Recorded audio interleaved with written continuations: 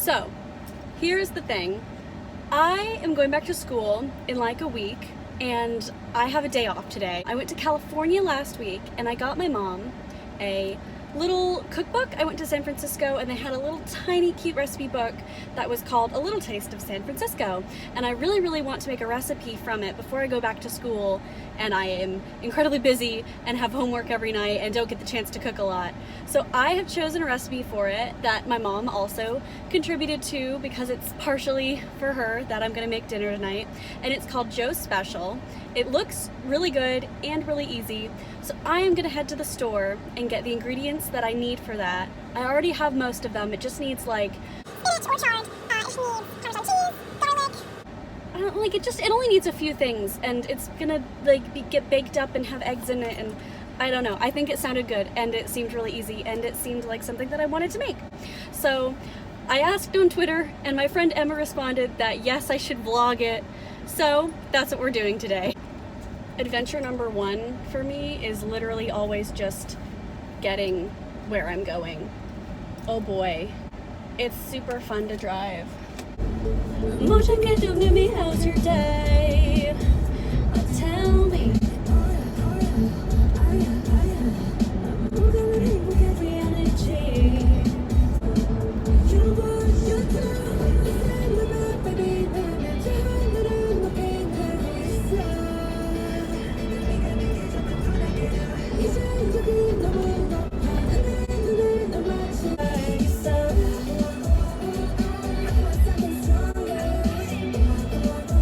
So the thing is that I had such a fun time in San Francisco.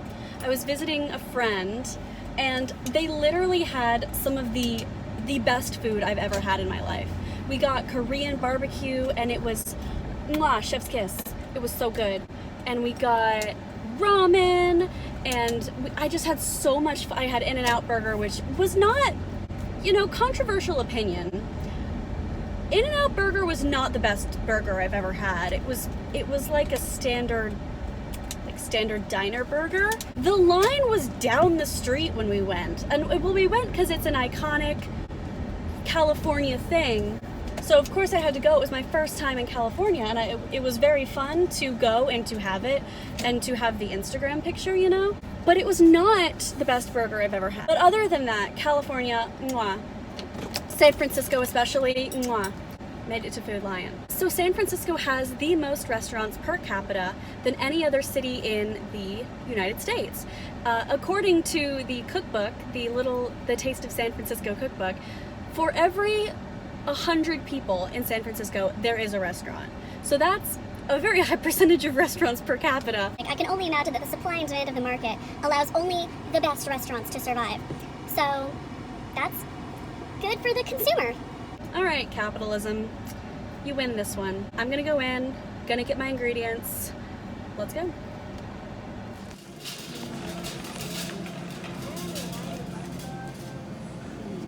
The vegetables just had their little shower.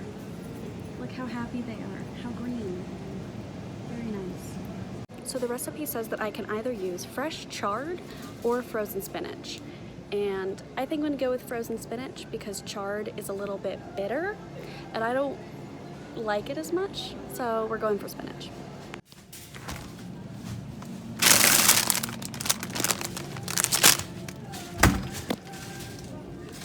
Okay, so what happens in this whole clip is I am instructed by the recipe to get 8 ounces of ground beef, and Food Lion has a lot of ground beef with different percentages of fat or leanness, and I didn't know which one I wanted, and all of the measurements were in pounds, like decimals with pounds, so I have no idea if I even got enough when I ended up choosing one, because it would say like okay, so I know there's 16 ounces in a pound, but it says like 0.79 pounds on some of these, and I didn't know if they were ground beef or ground beef chuck, and it got a little overwhelming, and then someone was staring at me. So I just chose one and I went.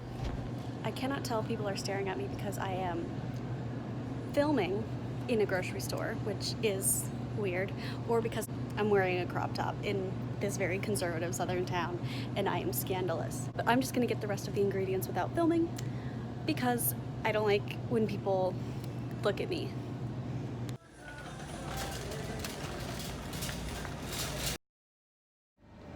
Success. Wow, filming in front of people in Food Lion was horrible. I don't know how vloggers vlog in public. Everyone looks at you. What are you supposed to do about that?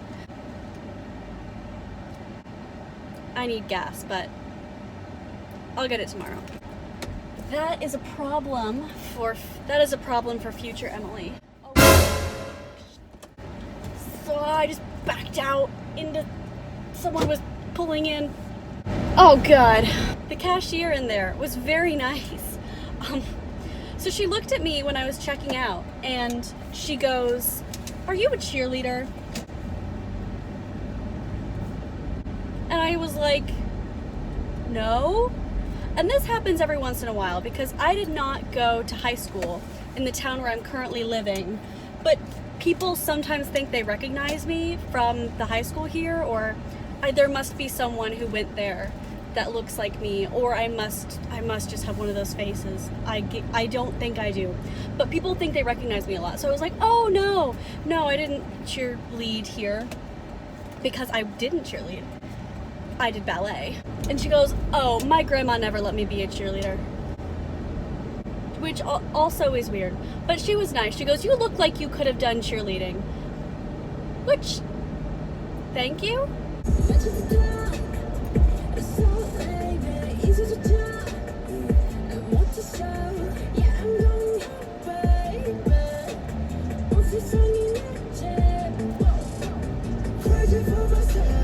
So everyone is suddenly replying to my Twitter post with very supportive things.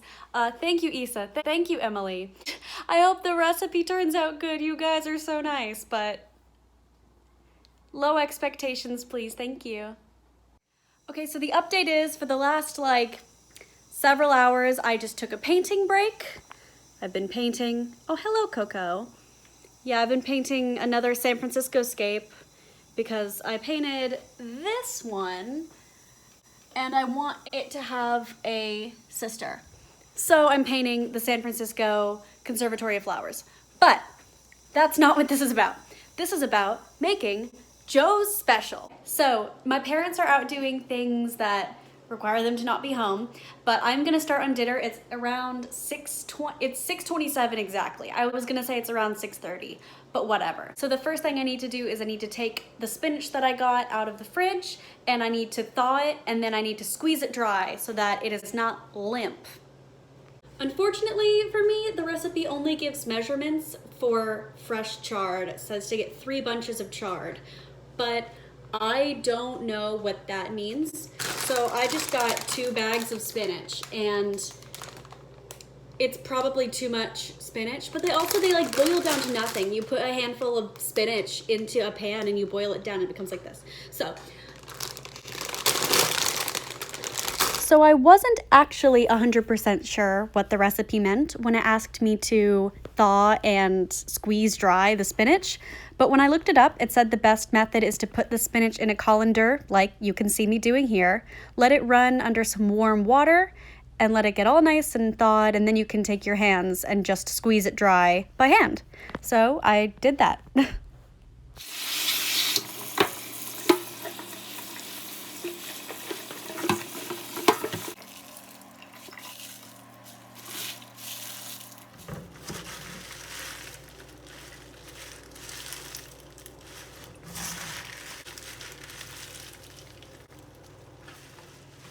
So actually, with this amount of spinach, I don't think I need the second bag. This seems like a gracious plenty.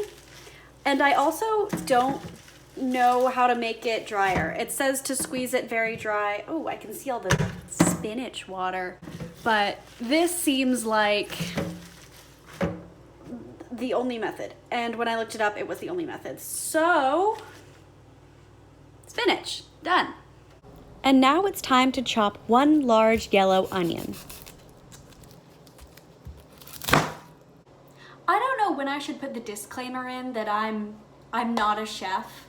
I'm just following a recipe and I don't know what I'm doing. Well, I kind of know what I'm doing, but I don't know what I'm doing.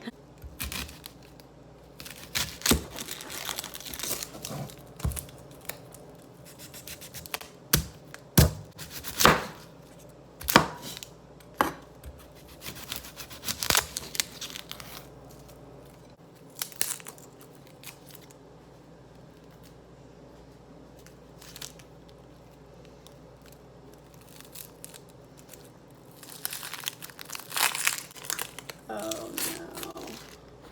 I said oh no because I started peeling the onion instead of chopping the onion, and it was now my job to, quote, finally chop the onion, unquote. Also, here is where I start moving in and out between voiceover and letting you hear the beautiful ASMR kitchen sounds, because there's a lot of my family talking in the background or my dog barking and stuff, and that's just, you know, you don't need to hear that. You can just hear the delicious recipe instructions. It becomes clear very quickly here that I don't know how to finely chop an onion. Wow. This is going worse than I expected.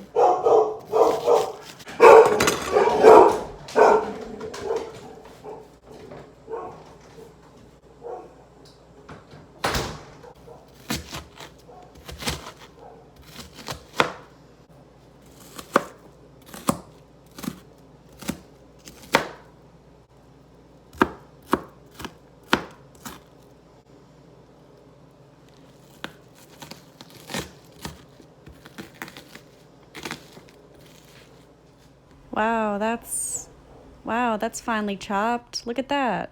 So now that all of that prep work is done, the next couple of instructions happen immediately after each other. So the first thing I would do is I would put the olive oil on the skillet and then let that get warm, go ahead and put the onion in, let that cook, then add the beef or whatever. But all of those happen like right after each other. Then it says to serve immediately. And my parents still aren't home. So what I'm gonna do is I'm gonna leave these, well, I'm gonna put them up now that they're done. They're done enough. Once my parents are closer to coming home, I'll throw everything together and then it will be done in like 10 minutes. So the first thing I'm gonna do is on medium heat, I'm gonna heat up some olive oil. Then I'm going to add my, my finely chopped onions. Nice. God, I totally did not even cut that. Yes, until they're soft and translucent. So, just gonna let this go for a bit.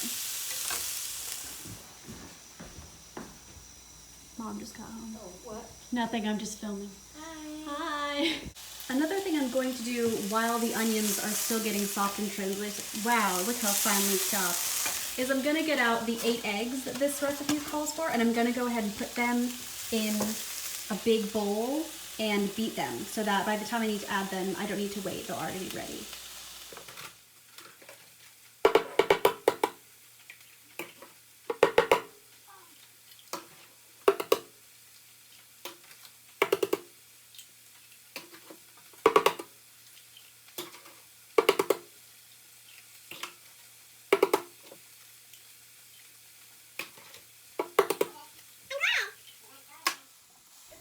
What happens here is that in the time I was cracking the 8 eggs, the onions, unwatched on the stove, started burning a little bit.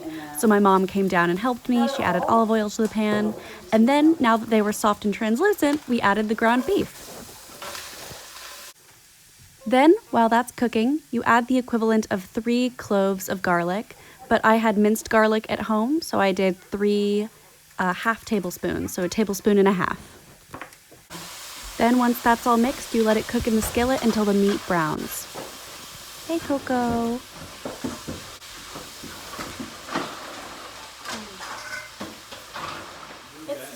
When you first put it in the pan, it will look like this, but as the meat browns, it'll look like this. And that's when you know that it is then time to add the spinach. You can add all the spinach at once, but I actually spilled some, so my station got a little messy. I would probably add it by handfuls. And then you cook it and turn it over until the spinach gently wilts. As it does, my mom was helping me beat the eggs, and then I added the eggs to the mixture as well. It's gonna be like a casserole, essentially. A really yummy, savory casserole. In the background, you can also see my mom helping by grating fresh Parmesan cheese, which we will stir into the big skillet and then also use to garnish on top. I'm not kidding, it smelled delicious at this point. It smelled so good. Then I added salt and pepper to taste. My dad ended up saying that it needed a little bit more salt, and I agreed, but I really didn't want to oversalt since you can always add, but you can't take it away once you put it in there. So that's just up to your personal preference. Look at all this fresh Parmesan cheese. Oh, I love cheese. And next, you just cook this whole skillet until there is no longer any wet and the egg is cooked all the way through. The recipe doesn't actually call for it, but my mom and I decided to mix in Parmesan cheese into the, oh, look how good it looks so good. Because, you know, we had all this Parmesan cheese, we didn't just want to garnish with it. And when we started in, it made it so creamy and delicious. I think it was a really good move. If I were to rewrite the recipe, I would add this as a step, but that was just us being geniuses. It certainly smells like it doesn't need any more seasoning, but. Have you taken a little taste? Mm-hmm. What do you think? It's really good. I think it could use more salt right now, but it's really good. Mmm. Great. It's good.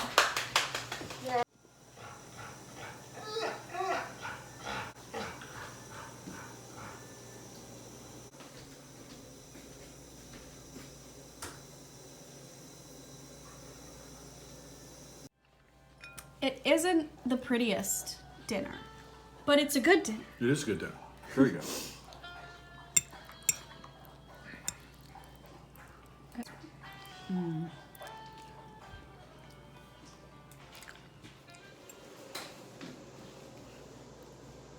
Hey, it's the next day. I filmed an outro yesterday, but I didn't like the angle, so I just decided to refilm it. I got a haircut. I'm wearing new makeup. This is the explanation. I didn't film too much during dinner because it was dinner and I didn't want to have my phone out, because that's rude. So that's why I'm checking in now to tell you the overall thoughts, feelings, receptions, reflections on Joe Special. But yes, I thought that the recipe turned out really good yesterday. My mom and dad liked it. I liked it. It was a really easy recipe. I'm sure it was pretty hard to follow, but otherwise, I think that it was a really successful dinner. I had a good time. I hope you had a good time. If I were to do it again, I think that I would learn how to finely chop onions. I would drain the skillet after the ground beef went in because it ended up being just the tiniest bit kind of liquidy, I think, from that. But otherwise, very successful. Delicious recipe, easy casserole thing. If you give it a try, let me know in the comments how it turned out for you. I also linked to the little cookbook that I use. My final recommendation from this whole video is that you should go to San Francisco and you should actually eat food from good chefs in San Francisco because they have some really good recipes. Thanks to everyone that encouraged me to make this vlog. I hope that it was exciting for you. I'll see you guys next time. Bye. If you want me to make more videos, you should follow me on Twitter at unimpressed, UNEMPREST. It's the same on Instagram. If you want to tweet me, let me know that you want more videos. If you have suggestions for videos, come be part of an impressive squad. Bye.